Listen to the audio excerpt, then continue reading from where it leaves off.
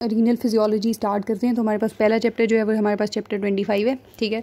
Chapter 25 में हम बात करेंगे कि हमारी जो भी बॉडी फ्लूइड्स हैं उनको बॉडी जो है वो एक स्पेसिफिक लेवल पे मेंटेन रखती है, ठीक है।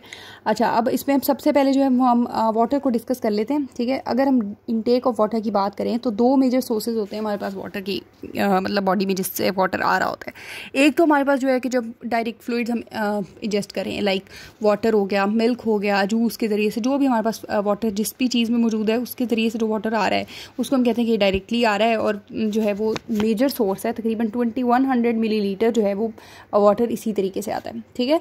और अगर हम दूसरी बात करें कि दूसरा जो मेजर सोर्स है हमारे पास वो है कि हमारे जो कार्ब्स मेटाबोलाइज हो रहे होते हैं बॉडी के अंदर, लाइक कार्ब्स की ऑक्सीडेशन हो रही होती है, तो उससे हमारे पास 200 ml पर डे जो है वो वाटर प्रोड्यूस होता है, ठीक है। तो टोटल हमारे पास कितना आ गया, 2300 मिलीलीटर पर डे, ठीक है। अच्छा, उसके बाद हम बात कर लेते हैं लॉस की ना, daily loss of the body water कितना हो रहा है। तो हमारे पास जो है वो इनसेंसिबल वाटर लॉस की अगर हम बात करें तो इनसेंसिबल वाटर लॉस दो तरीके से होता है। एक तो हमारी स्किन से डिफ्यूजन होगी, ठीक है, या होगा हमारे रेस्पिरेटरी ट्रैक के ज़रिए, ठीक है। अब डिफ्यूजन कैसे होगी, मतलब स्वेट से, इसको हमने कन्फ्यूज़ नहीं करना, ठीक है। ये उन लोगों में भी होती है जिन लोगों में स्वेट ग्लैंड्स मौजूद नहीं होते, उन लोगों में भी हमारी ये डिफ्यूजन थ्रू द स्किन हो रही होती है। और इस को प्रिवेंट करने के लिए हमारे पास जो है वो कॉर्निफाइड लेयर होती है हमारी स्किन में मौजूद, ठीक है, जिसमें कोलेस्ट्रॉल मौजूद होता है, ठीक है। अच्छा, ये बैरियर होता है, मतलब डिफ्यूजन नहीं होने देता, वाटर को कंजर्व करता है, ठीक है।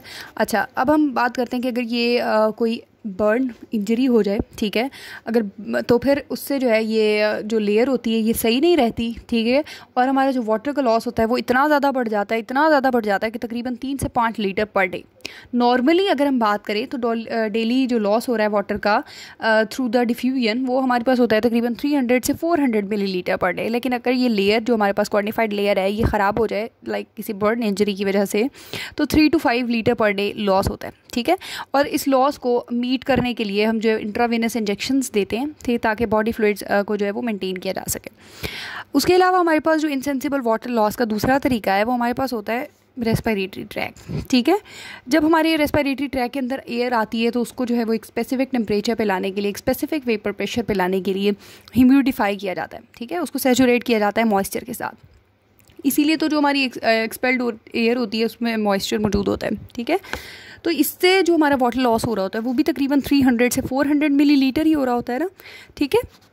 अगर हम कोल्ड वेदर की बात करें तो हमारा जो एटमॉस्फेरिक वेपर प्रेशर होता है वो तकरीबन 0 होता है, और उसको 47 mmHg तक लाने के लिए बहुत ज़्यादा, मतलब हम कहते हैं कि वाटर का लॉस होता है, ठीक है।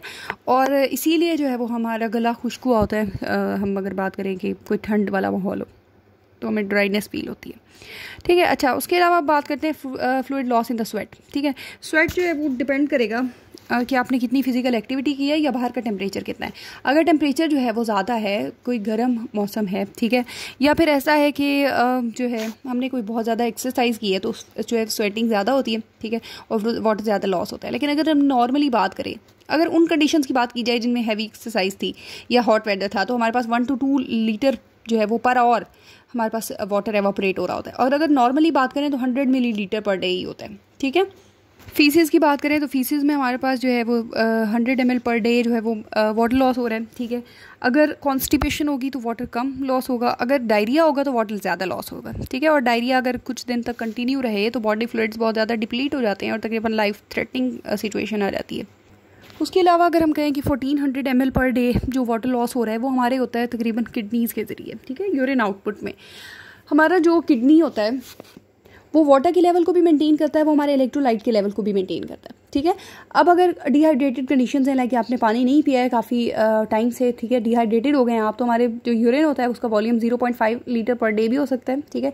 और अगर बहुत ज़्यादा पानी पिया, जैसे कि हम शहरी में बहुत ही ज़्यादा पानी पी लेते हैं, तो वो 20 लीटर पर डे, उतना ज़्यादा जो है वो यूरिन में लॉस बढ़ जाता है। जितना ज़्यादा वाटर की अमाउंट बढ़ रही है उतना ज़्यादा यूरिन में लॉस बढ़ जाएगा। कम हो रही है वाटर की अमाउंट तो यूरिन भी उतना ही वॉल्यूम उसका भी कम हो जाएगा, ठीक है। इसी तरह सोडियम का है, कुछ लोग सोडियम जो है वो कम ले रहे होते हैं, कुछ लोग ज़्यादा ले रहे होते हैं, तो किडनी जो है वो एडजस्ट करती है एक्सक्रीशन रेट को, ठीक है। जो भी हमारा वाटर है या इलेक्ट्रोलाइट है उसका जो भी एक्सक्रीशन है या कंजर्वेशन करानी है, ठीक है, उस लेवल को जो है वो किडनी जो है वो मैच करती है, ठीक है। और ज़्यादा जो है उसकी हम कहते हैं कि एक्सक्रीशन भी नहीं होने देती और ज़्यादातर उसको कंजर्व भी नहीं करती कि बहुत ज़्यादा जो है वो अकामुलेशन शुरू हो जाए। इस डायग्राम को कंसीडर करें आप, ठीक है। फॉर एग्जांपल ये हमारा जो है वो सेल है, ठीक है। अब और ये बाहर है, सेल के बाहर। अब जो सेल के अंदर जो भी हमारे पास जो है वो तकरीबन फ्लूइड मौजूद होगा उसको हम कहते हैं इंट्रासेलुलर फ्लूइड, ठीक है। और जो हमारे सेल के बाहर फ्लूइड मौजूद होता है उसको हम कहते हैं एक्स्ट्रा सेलुलर फ्लूइड, ठीक है। एक्स्ट्रा सेलुलर फ्लूइड को फर्दर हमने जो है वो दो हम कह सकते हैं कि कंपार्टमेंट्स में डिवाइड किया हुआ है। एक हो गया इंटरस्टिशियल फ्लूइड और एक हो गया हमारे पास प्लाज्मा, ठीक है। जो हमारा इंट्रासेलुलर फ्लूइड है ना वो हमारे पास होता है 28 लीटर, ठीक है। और हमारा जो एक्स्ट्रा सेलुलर फ्लूइड होता है वो हमारे पास होता है तकरीबन 14, ठीक है। अब 14 में से जो 3/4 होता है वो हमारा इंटरस्टिशियल फ्लूइड बना रहा होता है, लाइक 11 लीटर जो है हमारे इंटरस्टिशियल फ्लूइड में मौजूद होता है। और जो हमारा 1/4 होता है वो हमारे प्लाज्मा के पास होता है, ठीक है, जो कि 3 लीटर होता है। अब इस डायग्राम में आप एक चीज़ जो है वो गौर से कंसीडर कर लें कि हमारे इंट्रासेलुलर फ्लूइड और हमारे एक्स्ट्रा सेलुलर फ्लूइड के दरमियान में जो बैरियर मौजूद है वो है सेल मेम्ब्रेन, ठीक है। और सेल मेम्ब्रेन जो है वो हाईली हम कह सकते हैं सिलेक्टिव होती है और सारे फ्लूइड्स को इस तरह आराम से पास नहीं होने देती, ठीक है। सारे आइंस को इतने आराम से पास नहीं होने देती, ठीक है। वाटर तो इजीली पास हो जाता है लेकिन आइंस जो होते हैं उनको, या इलेक्ट्रोलाइट्स हम कह सकते हैं कि उनको जो है वो इतने सही से इजीली पास नहीं होने देती। जबकि इंटरस्टिशियल फ्लूइड और प्लाज्मा के दरमियान में कैपिलरी मेम्ब्रेन है सिर्फ, ठीक है, जो कि हाईली परमिएबल है। बड़ी बड़ी प्लाज्मा प्रोटीन्स पास नहीं करती लेकिन छोटी छोटी प्लाज्मा प्रोटीन्स जो है वो इंटरस्टिशियल फ्लूइड में आ जाती है। तो इंटरस्टिशियल फ्लूइड और प्लाज्मा में मेन फ़र्क बस इतना ही होता है कि जो हमारे प्लाज्मा होता है उसमें प्रोटीन्स की कंसंट्रेशन बहुत ज़्यादा होती है। इंटरस्टिशियल फ्लूइड में प्रोटीन्स होती तो हैं लेकिन बहुत ही कम अमाउंट में, ठीक है। इनके अलावा भी हमारे पास जो है वो 1 से 2 लीटर हमारे पास एक और फ्लूइड मौजूद होता है जिसको हम कहते हैं ट्रांससेलुलर फ्लूइड, ठीक है। ट्रांससेलुलर फ्लूइड वो वाला फ्लूइड है जो हमारी साइनोवियल स्पेस में या पेरिटोनियल स्पेस में या पेरिकार्डियल स्पेस में मौजूद है, ठीक है। या फिर जैसे कि हमारा सेरिब्रोस्पाइनल फ्लूइड हो गया, तो वो जो है वो सारा ट्रांससेलुलर फ्लूइड है और वो तकरीबन हमारे पास 1 से 2 लीटर मौजूद होता है बॉडी में, ठीक है। ये जो हमारा टोटल बॉडी वाटर है ना, ये मतलब कि अगर हम इसकी जो परसेंटेज होती है वो डिपेंड करती है 3 चीज़ों पर। एक हो गई हमारे पास एज, ठीक है, एक हो गई हमारे पास जेंडर, ठीक है, और एक हो गया हमारे पास बॉडी फैट, ठीक है। टोटल अगर हम बात करें इसकी टोटल बॉडी वाटर जो है वो हमारे पास 42 लीटर है अगर, ठीक है। तो वो वेरी कर सकता है एज के लिहाज से, जेंडर के लिहाज से, फ़ैट के लिहाज से। अब जो हमारे ओल्ड एज के लोग होते हैं, ठीक है, उनमें जो मोस्टली हमारी हम कहते हैं कि जो है उनमें फ़ैट की अमाउंट ज़्यादा हो चुकी होती है, ठीक है। तो उसकी वजह से जो है वो उनके पास इतना ज़्यादा हम कहते हैं कि टोटल बॉडी वाटर जो है वो कम हो जाता है, ठीक है। फ़ैट ज़्यादा हो गया, टोटल बॉडी वाटर जो है वो कम हो जाता है, ठीक है। फैट ज़्यादा, एज ज़्यादा हुई है तो हमारा फैट भी बढ़ जाता है, ठीक है। इस तरह अगर हम विमेन और मेन का देखें तो विमेन में जो है वो हमारे पास फैट की अमाउंट ज़्यादा होती है, ठीक है। वुमेन में फैट जो है वो ज़्यादा है तो हमारा टोटल बॉडी वाटर जो है वो कम हो जाएगा, ठीक है। इसके अलावा अब हम कंपार्टमेंट्स देखने लगे। इंट्रासेलुलर कंपार्टमेंट्स हमारी बॉडी में ट्रिलियंस ऑफ द सेल मौजूद हैं, ठीक है। उनके अंदर जो वाटर पड़ा है हमारे पास, जो भी हमारे पास फ्लूइड पड़ा है, ठीक है, उसको हम कह रहे हैं कि वो इंट्रासेलुलर फ्लूइड है और वो तकरीबन होता है 28 लीटर या फिर 40% of the total body weight of 70 kilogram. यानी अगर 70 किलोग्राम का कोई आदमी है तो उसका 40% जो हमारे पास होगा वो होगा हमारे पास इंट्रासेलुलर कंपार्टमेंट का फ्लूइड, ठीक है, 28 लीटर्स। 42 में से 28 लीटर्स हमारे पास इंट्रासेलुलर फ्लूइड है, ठीक है। एक्स्ट्रा सेलुलर फ्लूइड की बात करें तो 20% of the average body weight of 70 kilogram extra cellular compartment में मौजूद होगा 14 लीटर्स, ठीक है। एक्स्ट्रा सेलुलर कंपार्टमेंट को फर्दर हम दो चीज़ों में डिवाइड करते हैं। एक हमारे पास होता है इंटरस्टिशियल कंपार्टमेंट और एक जो है हमारे पास होता है प्लाज्मा, ठीक है। अब इंट्रा सेलुलर या इंटरस्टिशियल कंपार्टमेंट जो है वो 3/4 बनाता है हमारे एक्स्ट्रा सेलुलर फ्लूइड का, ठीक है। यानी तकरीबन 11 लीटर्स जो है वो हमारे पास इंटरस्टिशियल फ्लूइड मौजूद होगा, ठीक है। इंटरस्टिशियल फ्लूइड हमारे पास कितना मौजूद होगा? तकरीबन 11 लीटर्स, ठीक है। और अगर प्लाज्मा की बात करें तो प्लाज्मा जो है वो हमारे पास तकरीबन 1/4 बना रहा है, ठीक है। तो इसमें हमारे पास कितना मौजूद होगा? 3 लीटर्स, ठीक है। और ट्रांससेलुलर फ्लूइड वो जो है हमने कहा था कि पोटेंशियल स्पेसिस में मौजूद है और हमारे पास तो ये तकरीबन 1 से 2 लीटर होता है, ठीक है। अब जो हमारा इंट्रासेलुलर बॉडी फ्लूइड है, ठीक है, इंट्रासेलुलर फ्लूइड जो मौजूद है उसमें मतलब कॉन्स्टिट्यूएंट्स वेरी कर सकते हैं, ठीक है, लेकिन कंसंट्रेशन जो है वो तकरीबन मतलब जितनी भी सब्सटेंसेस उसमें मौजूद होती हैं ना उनकी तकरीबन एक जैसी कंसंट्रेशन होती है, ठीक है। इसलिए जितने भी डिफरेंट सेल्स हैं, ठीक है, उन सारों के ही फ्लूइड को हम मिला के इंटरसेलुलर कंपार्टमेंट में कहते हैं, ठीक है। जबकि हमारा एक्स्ट्रा सेलुलर फ्लूइड की अगर हम बात करें तो उसमें हमने कहा कि 14 लीटर्स है एक 70 किलो के आदमी में, ठीक है। और इसकी जो है वो 2 लार्जेस्ट कंपार्टमेंट्स हैं, एक इंटरस्टिशियल फ्लूइड है, एक हमारे जो 3/4 बना रहा है, एक हमारे पास प्लाज्मा है जो कि 1/4 बना रहा है, ठीक है। प्लाज्मा और जो हमारा इंटरस्टिशियल कंपार्टमेंट होता है वो आपस में दोनों जो है वो एक्सचेंज कर रहे होते हैं मुसलसल, हमारे जो भी चीज़ें उनकी मौजूद होती हैं कि ठीक है। कैपिलरी मेम्ब्रेन मौजूद होती है ना, तो कैपिलरी मेम्ब्रेन में पोर्स होते हैं जिससे जो है वो एक्सचेंज हो रही होती है। ये पोर्स चूँकि हाईली परमिएबल होते हैं सॉल्यूट के लिए, ठीक है, लेकिन प्रोटीन्स को पास नहीं होने देते, ठीक है। तो हमारा जो प्लाज्मा होता है उसमें प्रोटीन्स की कंसनट्रेशन जो है वो ज़्यादा होती है, ठीक है, और इंटरस्टिशियल फ्लूइड जो होता है उसमें कम होती है, ठीक है। थोड़ी बहुत प्रोटीन छोटी छोटी लीक तो कर जाती हैं लेकिन बहुत कम होती हैं। उसके बाद करते हैं, हमने एक और जो है कंपार्टमेंट बनाया हुआ है, ठीक है, ब्लड वॉल्यूम में जो हमारे पास एक्स्ट्रा सेलुलर फ्लूइड भी मौजूद है, इंट्रा सेलुलर फ्लूइड भी मौजूद है, ठीक है। जो कि प्लाज्मा में फ्लूइड हमारे पास मौजूद होगा उसको हम कहेंगे ये एक्स्ट्रा सेलुलर है, और जो रेड ब्लड सेल के अंदर फ्लूइड मौजूद होता है उसको हम कहते हैं ये इंट्रा सेलुलर है, ठीक है। लेकिन ठीक है, ये अपने एक स्पेसिफिक सर्कुलेटरी सिस्टम में मौजूद होता है ना, तो इसलिए हम इसको जो है वो सेपरेट फ्लूइड कंपार्टमेंट कंसीडर करते हैं, ठीक है। एवरेज जो है ये 7% हमारे पास बना रहा होता है, या हम कह सकते हैं कि 5 लीटर्स जो है वो हमारे पास ब्लड वॉल्यूम होता है, ठीक है, जिसमें से 60% हमारे पास एक्स्ट्रा सेलुलर है, लाइक हमारे पास प्लाज्मा है, और 40% जो है वो हमारे पास हमारे आरबीसीज हैं, ठीक है।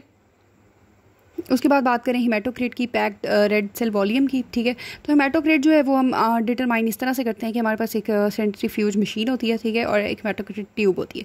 हिमेटोक्रिट ट्यूब में हम ब्लड का सैंपल जो भी है लेते हैं, ठीक है, और सेंट्रीफ्यूज मशीन में डाल देते हैं, ठीक है। तो इससे ये होता है कि जो हमारे आरबीसीज होते हैं ना वो नीचे जमा हो जाते हैं ट्यूब के बॉटम में, ठीक है। तो वो जो पैक्ड रेड सेल वॉल्यूम होता है उसको हम हिमेटोक्रिट कह देते हैं।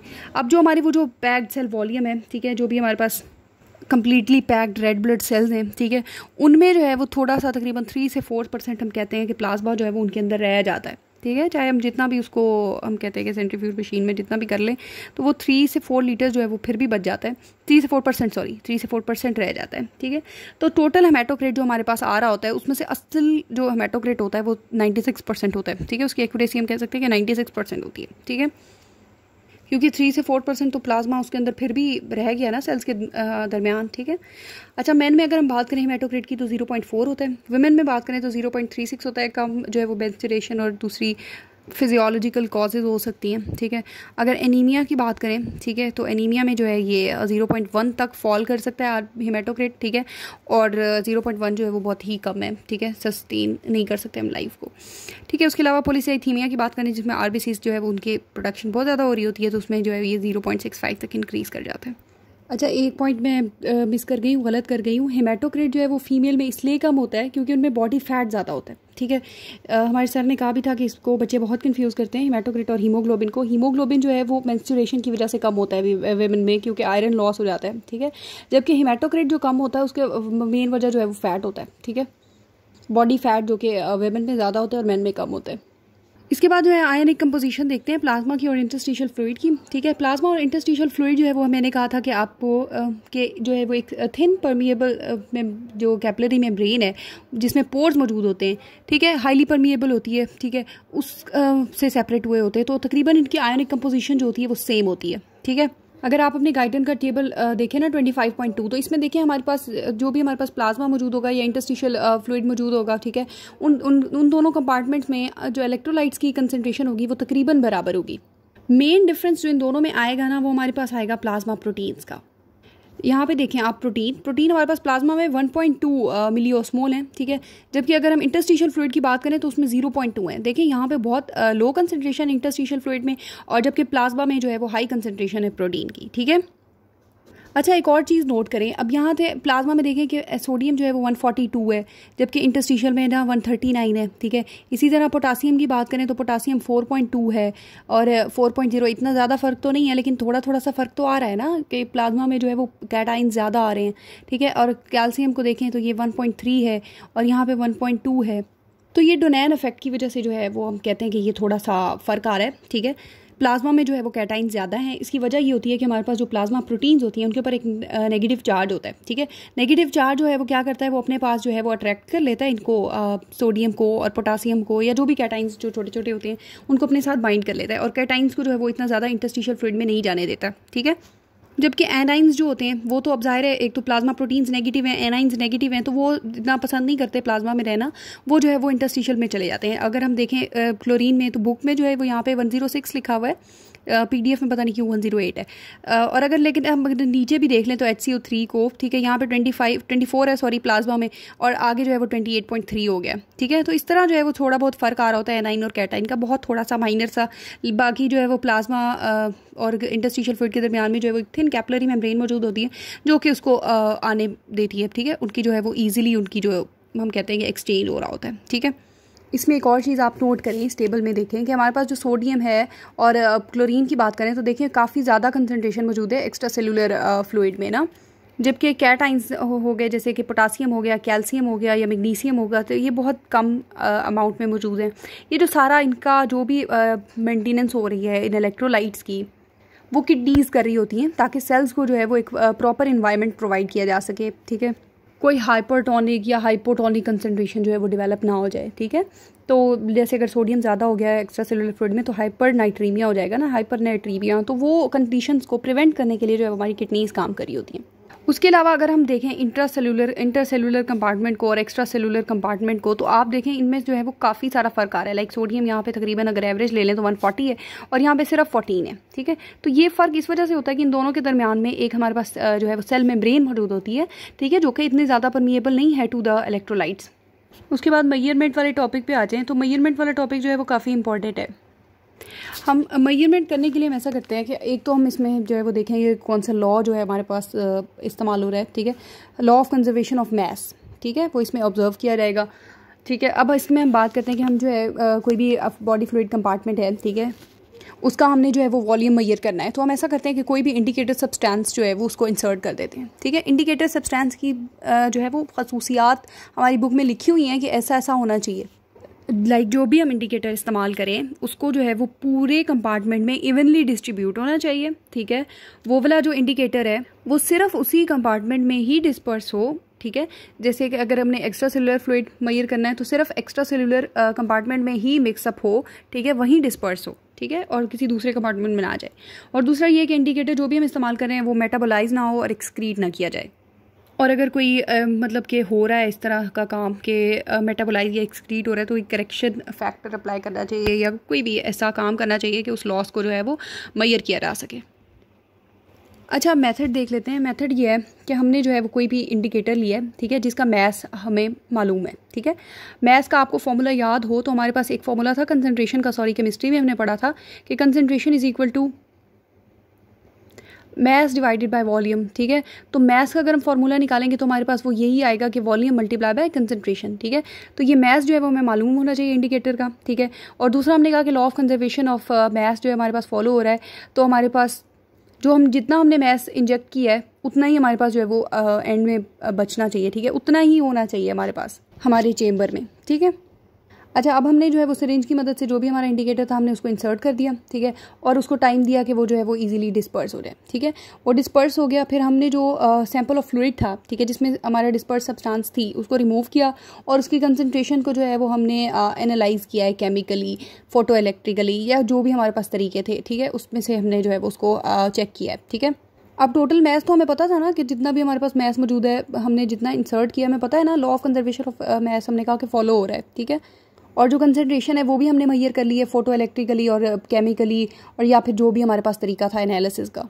तो ये जो फॉर्मूला है ना इसमें हम जो है वो अपना वॉल्यूम मल्टीप्लाई बाय कंसंट्रेशन, वही हमारे पास मैस हो गया ना, ठीक है, वो जो है वो एंटर करते हैं, ठीक है। और दूसरा जो डिनोमिनेटर में हमारे पास जो है वो कंसंट्रेशन होती है, ठीक है, जो कि हमने मेजर की है केमिकली या फोटो इलेक्ट्रिकली या जोन से भी हमारे पास एनालिसिस के तरीके थे, ठीक है। तो उससे जो है वो हमारे पास अननोन जो भी हमारा बॉडी फ्लूइड कंपार्टमेंट होता है उसका हमारे पास वॉल्यूम आ जाता है, ठीक है। इसमें यहाँ पे एग्जांपल भी दी हुई है, लाइक हमारे पास जो है वो 1 मिलीलीटर वॉल्यूम था और 10 मिलीग्राम पर मिलीलीटर जो है वो हमारे पास कंसंट्रेशन थी। अब देखें अगर आप यूनिट से देख लें तो मिलीलीटर पर मिलीलीटर जो है मिलीलीटर से कैंसिल हो जाएगा, तो हमारे पास 10 mg आएगा मैस। अब मैस जो है वो हमें मौजूद पहले से ही पता था, ठीक है, जितना हमने इंसर्ट किया था। और उसके बाद जो है वो हमने जो कंसंट्रेशन जो मेजर की थी वो ले ली, ठीक है। कंसंट्रेशन मेजर कैसे की थी, केमिकली या फोटो इलेक्ट्रिकली या जो भी हमारे पास तरीका था, ठीक है। तो हमारे पास वॉल्यूम जो है वो हमारे पास आ गया 100 मिलीलीटर, ठीक है। अब अगर हम बात करें कि हमने टोटल बॉडी वाटर मेजर करना है, ठीक है, तो उसके लिए हमारे पास जो हम कहते हैं कि हमारे पास जो भी हमारे पास इंडिकेटर्स होंगे, ठीक है, वो हमारे पास होगा हैवी वाटर, ठीक है, या फिर हमारे पास radioactive water like tritium radioactive water है, ड्यूट्रियम हैवी वाटर है, ठीक है, या हमारे पास जो होगा हमारी एंटीपायरीन, ठीक है। एंटीपायरीन जो है वो बहुत ही ज़्यादा लिपिड सॉल्युबल होती है और इजीली जो है वो पेनिट्रेट कर जाती है सेल मेम्ब्रेन में और तकरीबन हर जगह जो है वो यूनिफॉर्मली एक्स्ट्रा सेलुलर कंपार्टमेंट हो या intra cellular compartment uniformly distribute हो जाती है, ठीक है। इसी तरह अगर हमने एक्स्ट्रा सेलुलर फ्लूइड वॉल्यूम को जो है वो हमने मेजर करना है तो हमारे पास जो है वो रेडियो एक्टिव सोडियम मौजूद है, ठीक है। रेडियो एक्टिव आयोथैलामेट है या थायोसल्फेट है या हमारे पास सिंथेटिक इनोलिन है, ठीक है। तो ये सारे जो है हम इस्तेमाल करते हैं as indicator in the measurement of extracellular fluid volume. जब इनमें से कोई भी हम सब्सटेंस जो है वो सेल के मतलब उस कंपार्टमेंट में एक्स्ट्रा सेलुलर कंपार्टमेंट में एंटर करते हैं, ठीक है, इंजेक्ट करते हैं, तो तकरीबन 30 से 60 मिनट में वो तकरीबन पूरी जो है वो डिस्पर्स हो जाती है उस फ्लूइड वॉल्यूम में, ठीक है। और फिर हम उसको अपने जो हमने पिछला फॉर्मूला पढ़ा है volume P is equal to volume A multiply by concentration A divided by concentration B, उस फॉर्मूले में वैल्यूज जो है वो पुट करके फिर हम अपना जो भी वॉल्यूम है उसको कैलकुलेट कर लेते हैं, ठीक है, मेजरमेंट कर लेते हैं। Measurement of extracellular fluid volume इतना बड़ा नाम है, ठीक है, तो हम इसको छोटा सा नाम जो है वो दे देते हैं कि सोडियम स्पेस है। अगर हमने सोडियम इस्तेमाल किया है, अगर हमने इनोलिन इस्तेमाल किया तो हम उसको कहते हैं कि ये इनोलिन स्पेस है, ठीक है। जो एक्स्ट्रा सेलुलर फ्लूइड वॉल्यूम होता है, ठीक है, जो सही वाला होता है जो हमने कैलकुलेट किया है उसको हम सोडियम स्पेस या इनोलिन स्पेस कह देते हैं, ठीक है। उसके बाद अगर हम बात करें कि इंट्रासेलुलर फ्लूइड वॉल्यूम हमने कैलकुलेट करना है तो वो डायरेक्टली जो है वो मेजर नहीं किया जा सकता, तो हमने टोटल बॉडी वाटर का वॉल्यूम जो है वो मेजर किया होता है या एक्स्ट्रा सेलुलर वॉल्यूम जो है उसको सब्ट्रैक्ट कर देते हैं टोटल बॉडी वॉल्यूम से, ठीक है, वाटर से, तो हमारे पास जो है वो इंट्रासेलुलर वॉल्यूम आ जाता है, ठीक है। उसके बाद अगर हम प्लाज्मा की बात करें, measurement of the plasma volume, तो हम कोई ऐसा सब्सटेंस इस्तेमाल करते हैं जो कि कैपिलरी मेम्ब्रेन को पेनिट्रेट ना कर सके, ठीक है, और इंटरस्टिशियल फ्लूइड में ना जा सके, तो हम ऐसा कोई इस्तेमाल करते हैं, जैसे कि अगर रेडियो एक्टिव आयोडीन की बात कर लें, ठीक है।